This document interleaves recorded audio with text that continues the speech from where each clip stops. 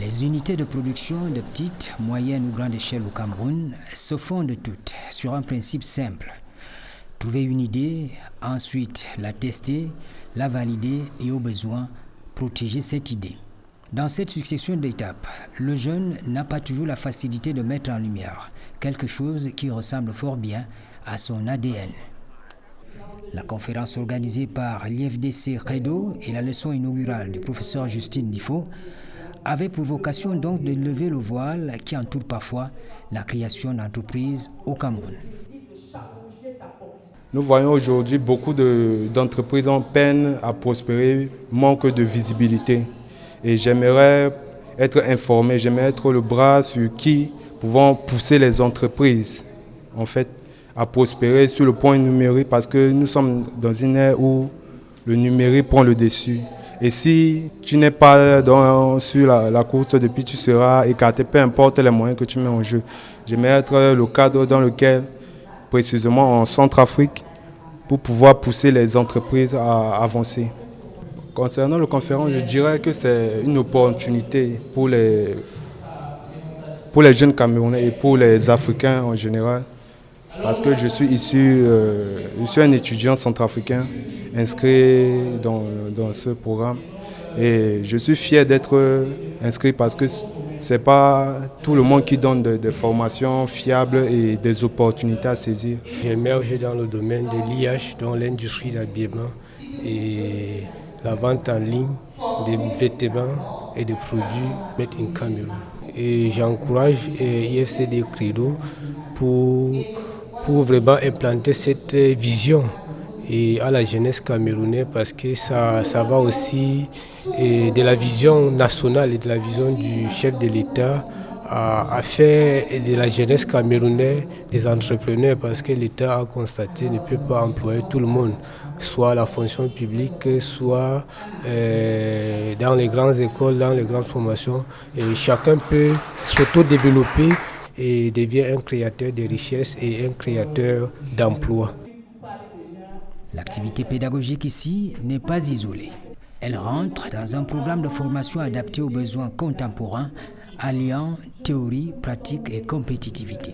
Nous récupérons tous ceux qui ont laissé l'école précocement, depuis le bac, le BPC, le probatoire, le bac, mais surtout, dans le cadre du programme gouvernemental université entreprise, nous récupérons tous ces jeunes universitaires.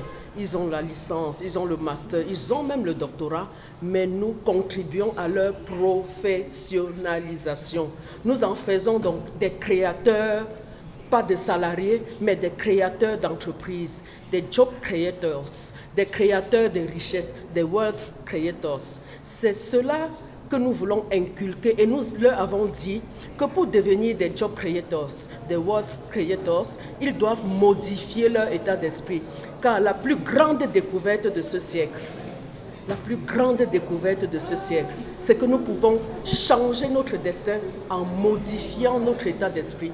Nous sommes nés entrepreneurs, nous avons cet ADN d'entrepreneurs. Que ce livre de la loi ne s'éloigne pas de ta bouche. Médite-le jour et nuit afin d'agir fidèlement en sorte que tout ce que tu entreprennes réussisse. Je le dirais autrement, afin de réussir dans toutes tes entreprises. Pour cette session, on a voulu être beaucoup plus pratique en convoquant les défis en jeu de la création d'une entreprise dans notre pays. Il n'était pas encore question ici de montrer le cheminement ou alors les étapes de création de l'entreprise, mais plutôt de faire un préalable en s'interrogeant sur les enjeux et les défis de création de l'entreprise, essentiellement dans le contexte du Cameroun. Alors nous avons souligné que la création d'une entreprise dans le contexte camerounais qui a une économie assez dynamique apporte un certain nombre d'enjeux. Donc nous avons cité 3 enjeux particuliers, à savoir les enjeux économiques, en ce que créer une entreprise permet de participer à faire évoluer l'économie dans le pays. apporte l'innovation qui est très importante justement pour booster cette économie-là. Nous avons également parlé de l'enjeu sur le plan social. Social en ce qu'il permet la réduction de la pauvreté et notamment la création d'emplois.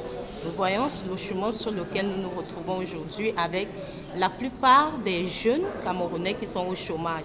Alors, entreprendre et créer des entreprises va donc permettre de réduire à ce niveau-là la pauvreté en créant des emplois pour cette couche de la société. Nous avons également mis en avant un enjeu stratégique. Stratégique pourquoi? Parce que au regard de la position stratégique du Cameroun dans la sous-région, la création d'entreprises va justement permettre de booster les relations commerciales qui pourront se développer ici, aussi bien au niveau régional et même international.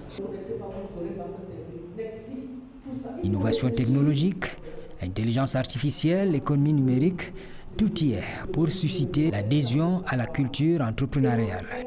Nous formons au métier. Nous avons donc l'ingénierie juridique, l'ingénierie économique, l'ingénierie digitale et l'intelligence artificielle. L'intelligence artificielle, je sors de Massachusetts Institute of Technologies. L'intelligence artificielle, ce n'est pas ChatGPT, non. Il y a l'intelligence artificielle appliquée à l'entrepreneuriat, appliquée à l'éducation, appliquée à l'économie, appliquée au métier du droit. L'intelligence artificielle, c'est cette assistance humaine qui permet d'amplifier les résultats de tout ce que nous entreprenons. L'Institut de formation et de coopération pour le développement, IFCD Credo Engineering, a pour mission de former des Camerounais capables de transformer leur environnement après avoir transformé leur propre vie. Je me remercie. C'est mon fils. La plus-value de cette conférence d'initiation, c'est entre autres la capacité à retenir l'attention sur ce que l'on est, ce que l'on fait tous les jours, ce qui peut faire des porteurs d'idées de vrais créateurs de richesse. En réalité, il est question de partir de la version plus théorique et entrer effectivement dans la pratique. Vous savez, dans la stratégie SN230, l'État voudrait que les jeunes s'orientent totalement vers l'entrepreneuriat. Et il n'est pas question de venir donner des cours d'entrepreneuriat aux jeunes, mais c'est de transformer les idées, les projets d'idées, les idées qu'ils ont en projet et de les orienter vers les guichets où ils peuvent trouver le financement. Voyez-vous, ces success stories qui ont été présentées, vous vous rendez compte que tous sont partis de rien, mais à partir d'une idée et puis cette confiance en soi, qui est un aspect particulier qui impacte le développement personnel de l'entrepreneur. C'est tout cela qu'il faut empaqueter et faire de ces jeunes citoyens des grands entrepreneurs. Nous devons être transformés, renouvelés. Nous ne devons pas être limités. Nous sommes des potentiels, des personnes qui sont là pour pouvoir booster l'économie, pour pouvoir changer de conditions de vie dans nos familles, dans nos localités et même dans cette nation. Pourquoi pas dans le monde? Donc c'est très important. Et je dis que j'ai appris beaucoup et aujourd'hui, moi-même, je suis un ambassadeur. À partir d'aujourd'hui, je suis un ambassadeur de cette école, de cette vision qu'elle est en train de partager. Dans le fond, il faut viser l'excellence, même si parfois l'environnement n'est pas favorable à la prise du risque de créer une entreprise. Certes, il y a des enjeux énormes à créer une entreprise au Cameroun. Cependant, on fait face à d'énormes défis qui peuvent emmener à décourager certains. Cependant, même face à ces défis, il faut rester téméraire et croire en ses capacités et surtout croire à pouvoir percer l'environnement entrepreneurial au Cameroun. Et notamment dans ce défi, nous avons relevé certaines lourdeurs administratives et réglementaires. Nous avons relevé le défi lié à l'énergie. Par exemple, les problèmes d'électrification du réseau Internet. Nous avons relevé également des défis liés au cadre infrastructurel, notamment avec l'état des routes qui peut être difficile pour l'acheminement des marchandises. Le marché international est au bout des doigts sur des plateformes numériques. Et aujourd'hui, ma foi, nous sommes à l'ère de l'économie de la connaissance. Le fonds de commerce virtuel, c'est une entreprise qu'on crée en ligne. on se vend partout dans le monde avec ses connaissances, avec ce qu'on sait faire le mieux. Et voilà qu'on sort de la précarité, on sort de sa zone de confort et on s'investit pour être un homme nouveau. Nous sommes tous des entrepreneurs qui s'ignorent. Le déclic viendrait de la capacité à changer de vision ou de logiciel face à la création de l'entreprise.